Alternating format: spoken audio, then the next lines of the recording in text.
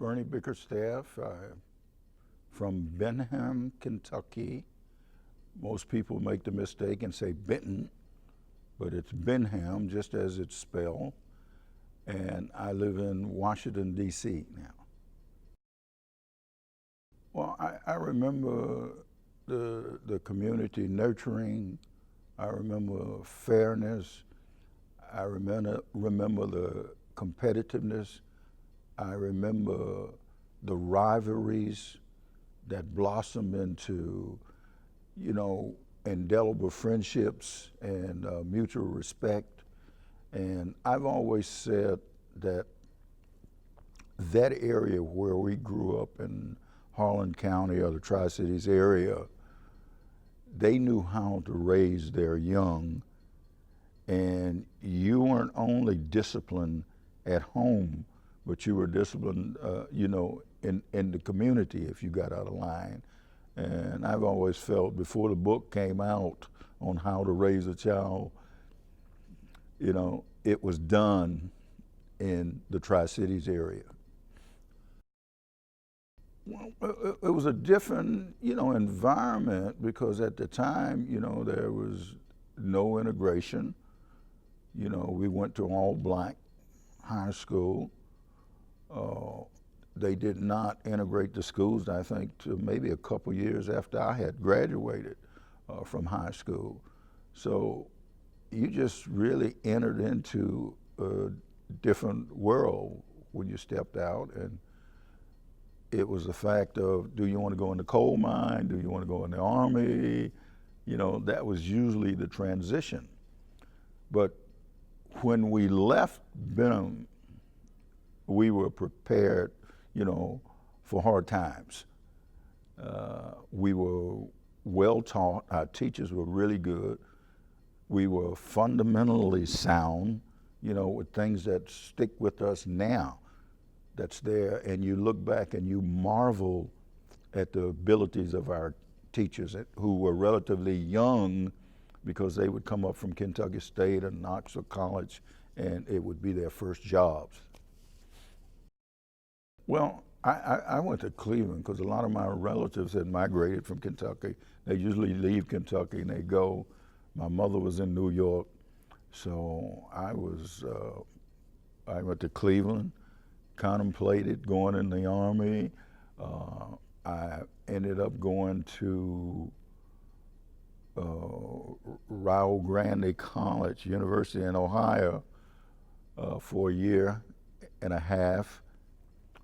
Just because my grandmother called me and said, there's a coach who wants you to come and give you a scholarship to play. And stayed there for a year and a half and then drove out to San Diego with a friend from Cleveland. And then it all started from there. I attended University of San Diego, coached at University of San Diego, and then on to the National Basketball Association. So from that perspective, life has been really good. But to me, I just keep looking back and reflecting on 49 years, these reunions, and inflation has not caused a problem or anything. The price is still the same, $95 from the very beginning.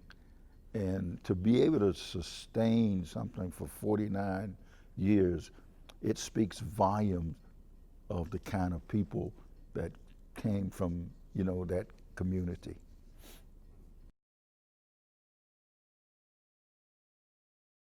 I think what was important, even leaving Kentucky, you were still around your friends, because those were the people that you hung out with and your relatives.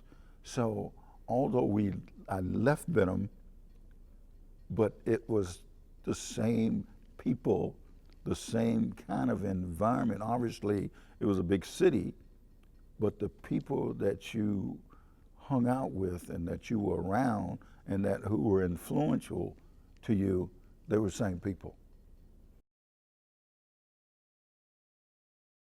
Well, I think the camaraderie, the synergism, the ability to, it's amazing that the relationships and how they've been sustained over 49 years, and you're getting ready to come up on the 50th anniversary, and there are different chapters around the United States that put these, you know, reunions on, and it entails a lot of work, but it also brings in a lot of revenue to these cities that we go into, because basically they're organized and people just come and they have fun and they enjoy the cities, and they spend their hard-earned money. So to me, it's just, when I tell people, you know, friends that, hey, yeah, I'm going to this reunion, it's been 49 years, they're in awe. But the one thing I think that's important, there's a transition coming, and somehow we have to entice the younger generation to get more involved so they can carry this legacy on.